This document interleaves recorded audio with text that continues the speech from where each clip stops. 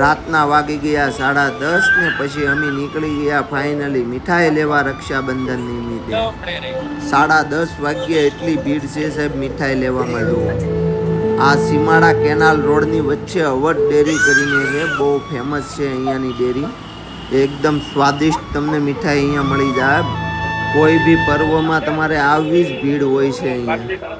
એની દીદીએ રાખડી મોકલી છે તો એ ભાઈ અનબોક્સિંગ કરે છે। જુઓ રાખડી મોકલાવી અમદાવાદ એમની દીદી રહે છે। હા મસ્ત ગિફ્ટ આપી દીદી એ। જો દીદી એ સામેથી તને ગિફ્ટ આપી। Happy Rakshabandhan my Didi.